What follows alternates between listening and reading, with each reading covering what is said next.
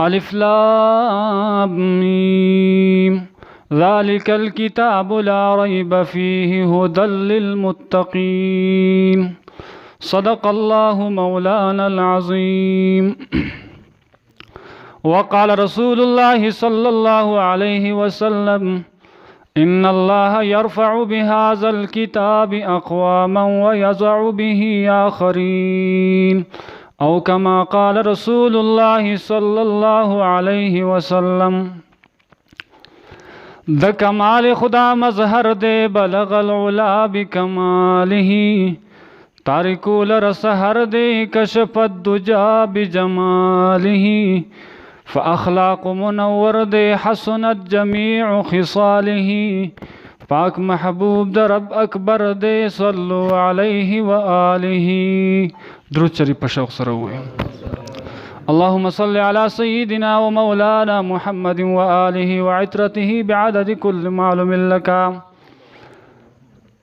عزیزان ملت وقابل قدر غیور مسلمانان ورونو، نن ستاسو په دې جماعت کې چې دا کوم محفل منعقد شوی دی د دې تعلق د قرآن کریم سره دی. ما ستاسو وړاندې د قرآن کریم واجب التعظیم څه حصه تلاوت کړم. د آیتونو کې الله جل شانه فرمایي الف لام میم الله اعلم بمراده بذلك. ذلك الكتاب، الله فرمایي دا قرآن کریم عظیم الشان کتاب دی، لا ریب فیه، پدې کې هیڅ شک نشتا، هدى للمتقین، دا هدایت دی د متقینو دپاره. زما عزیزانو درې خبرې ذهن کې واچوئ او درې خبرې به چې کوم دی زه نن تاسو ته په دې مجلس کې کومه. اوله خبره دا چې د قرآن کریم په موږ او تاسو باندې کم حق دی، هغه حق ادا کول چې کوم دی په ما او تا باندې لازم دی.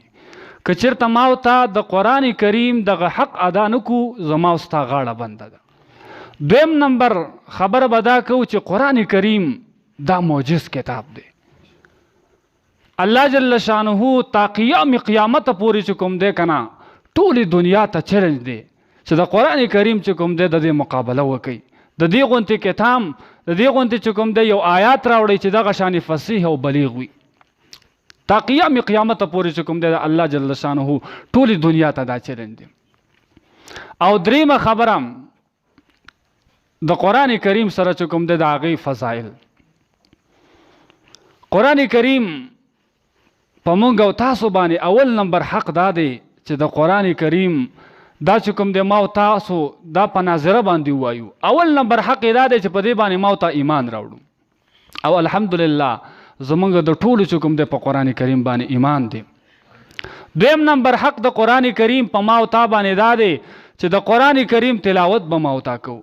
خو تلاوت چې کوو نو دا به څومره تلاوت کوو؟ قرآن کریم 9 منزله دی. هر ورځ به یو منزل وي، په 9 ورځو کې به قرآن کریم ختم کی.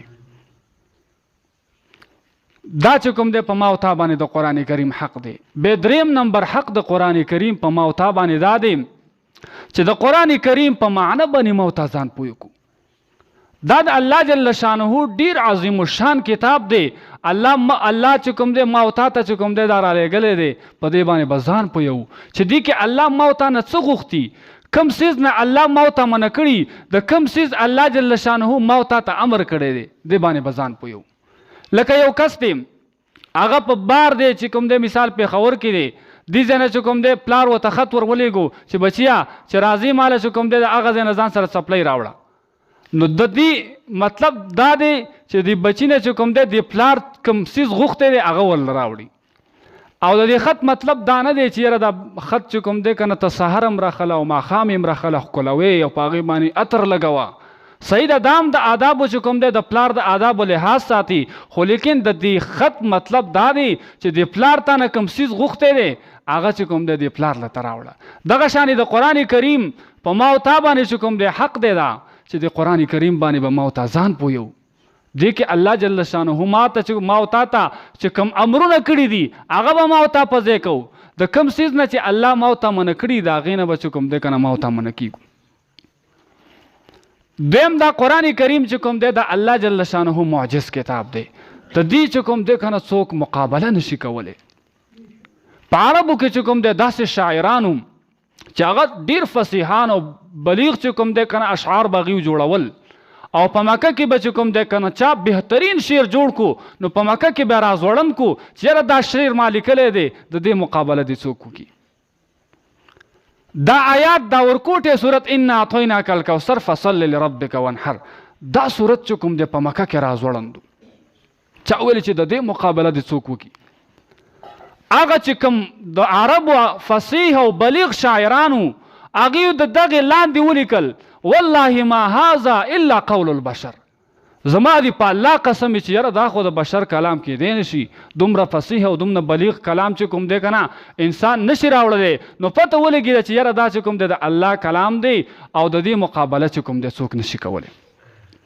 او دومره بابرکته کتاب دی. حدیث مبارک کې راځي حضور نبی کریم صلی الله علیه وسلم فرمایي چې کوم انسان هغه انسان ډیر د برکت والا دی چې هغه په مونځ کې چې کوم دی د قرآن کریم تلاوت کوي، الله جل شانه ول په یو حرف باندې سل نیکۍ ورکوي. او که چېرته دغه انسان په مونځ کې چې کوم دی که نه په ناسته باندې د دې تلاوت کوي الله ول 50 نیکۍ ورکوي. او که نه که څوک په مونځ کې چې کوم دی د قرآن کریم تلاوت نه کوي، اسې تلاوت کوي، ځان سره تلاوت کوي، د مونځ نه علاوه الله جل شانه دغه انسان له 10 نیکۍ ورکوي. او هغه انسان چې هغه نه په مونځ کې د دې تلاوت کوي، نه په ناسته باندې کوي، نه چې کوم دی اسې تلاوت کوي، خو د قرآن کریم ته چې کوم دی که نه دی ته غوږ ایښی دی، الله دله په یو حرف باندې چې کوم دی یو نیکي ورکوي. او قرآن کریم کې دا حدیث مبارک چې ما تاسو ته کوم ویلي دا د روجې نه علاوه دی، او بیا په روجه کې خو نفل په فرض باندې بدلیږي، او فرض چې کوم دی په اویاو چې کوم دی که نه الله چې وغواړي هغه تعالی درکولی شي. نو که په روجه کې یو انسان د قرآن کریم تلاوت کوي الله به هغه له څومره اجر ورکوي.